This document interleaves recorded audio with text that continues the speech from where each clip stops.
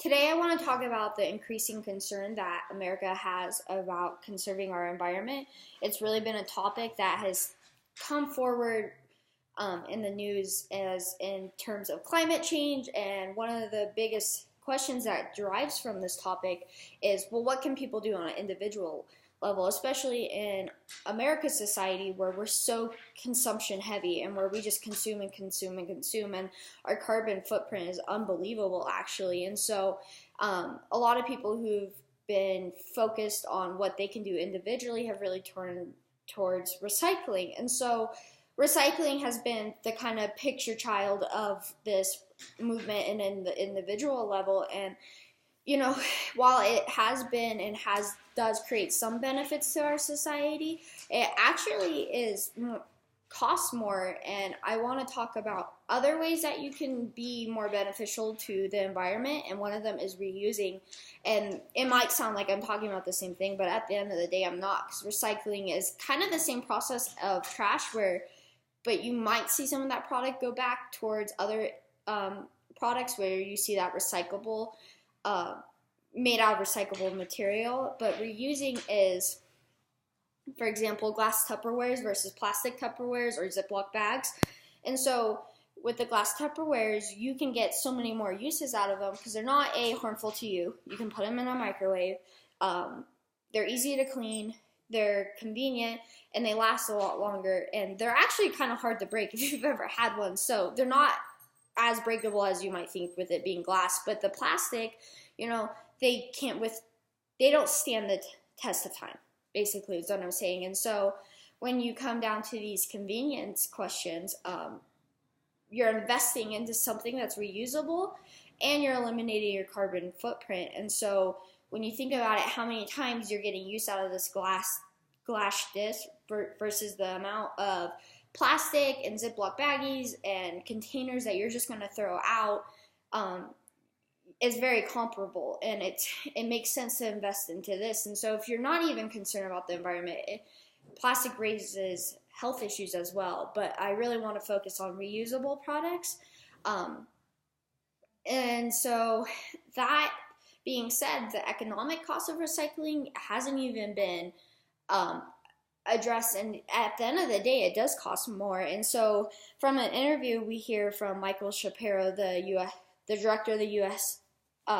Environmental Protection Agency, and they explained how in New York they had a recycling system, but it was costing so much money to go through and pick up the recyclable materials and trash that they eliminated the plastic pickup of recycling. And then at the end of the day, it costs more to do the trash, but not by much. The margins are very small, and so they reinstitute it. But changing that conversation from, okay, so it's a little bit less to pick up than trash when you're pairing them, and at least in New York's case, but moving it towards the breakdown of the materials, it actually causes more emission issues for the recycling companies.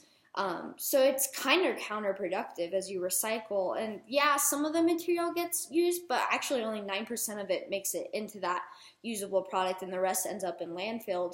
And so recycling is good in these small scale aspects, but when you look at how America's system isn't processed with it, and the fact that we were shipping out almost 10 million metric tons to China a year in recyclables, because they could process it, and it wasn't going into our air at least, but it was going to China's, and that actually became an issue, and they stopped it.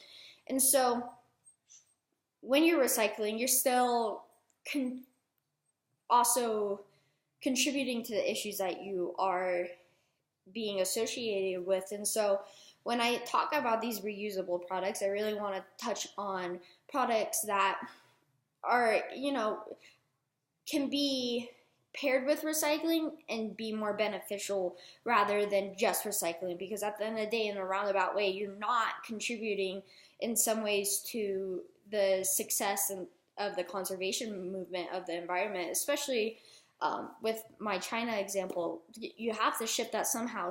How? So if you're shipping that much material over, you're contributing to gas being used on boats, and so it's not being processed in a fair way. And so that really addresses like, oh, okay, so yeah, that is my roundabout way. And so with reusing products, I want to talk about reusable straws, and that actually just had legislation passed in California that addressed the issues of reusable straws. And if you've ever used a paper straw, which was kind of the alternative people went towards, they get mushy after a while. They're not really logical for people who are at restaurants trying to eat because they do get soggy and you got to use another one. So that just ups your consumption level at the end of the day. While it's not plastic, it's still consuming at a higher rate than should be. And so with the reusable straw movement that's been kind of motivated by the waste that we see in the ocean, we really see a change in how many times you can get use out of that straw versus the times that you would consume a straw and it would be put to waste, and then it would go to recycling, and then recycling could get shipped out,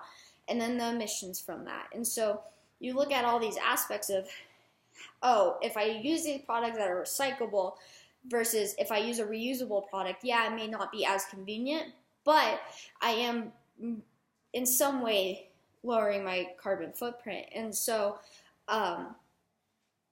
that's been pushed by the law, and you see that with the brown paper bag tax or the plastic bag tax. I know Boulder County has a plastic bag tax, and it's only 10 cents, but that accumulates to a lot. So if you're using reusable bags, even if you use it 6 out of the 10 or 8 times you go to the grocery store, you're still consuming less. And that's on an individual scale, and I can only imagine if you apply that to the broader picture. And so you look at companies that are moving towards reusing products, and it actually is beneficial for consumers, producers, and the government, and then, you know, the big guy, the environment. And so you look at Starbucks, which is a Fortune 500 company, and they have, when you go in, you know, the display, and they have the different cups that you can buy, and some people are like, oh, I don't want Starbucks, and they actually have the kind of cheaper material, but they are reusable products for you to bring in. And Starbucks had a goal of making their, for every drink they made, at least 25% of those drinks served in 2015 would be in reusable cups. And the goal did change, and it was about 5% at the end of 2015, but they still set up this product line, so they're pushing towards reusing, because if they can get more customers to reuse, the less cups that they have to produce. And then you have, so that's a fixed cost that they can eliminate, and it kind of shifts their variable cost. So it's more of an incentive for Starbucks to push people towards reusable products. And while that's not convenient for a lot of people, it is kind of the way that society is moving. And so some ways that you can reuse versus recycle is, you know, donating your clothes. And then as a consumer going thrift shopping, I mean, if I counted the nice clothes that I put into recycling or into donation bins, you know, people are doing that all the time, and it's actually become a really big movement to go thrifting. And so it's something that you can see in society that's switching versus the recycling movement that's been kind of pushed. While again, I'm not knocking the importance of recycling, you definitely should, but maybe instead of thinking about how you can recycle, moving towards a reusable mindset is more beneficial for your goal of conserving for the environment. And when you reuse those items, you're not contributing and increasing your carbon footprint. And it's, you know, moving towards a more sustainable society and changing how we as America can change from that consumer heavy and consumption versus investing, getting our money's worth out of a product, and then limiting our carbon footprint. And, you know, at the end of the day, reusing should be the change in the conversation in conservation and versus recycling, as reusing is more geared towards the environment, while recycling still has a little bit of that carbon footprint that we add to as a consumption heavy society. Thank you.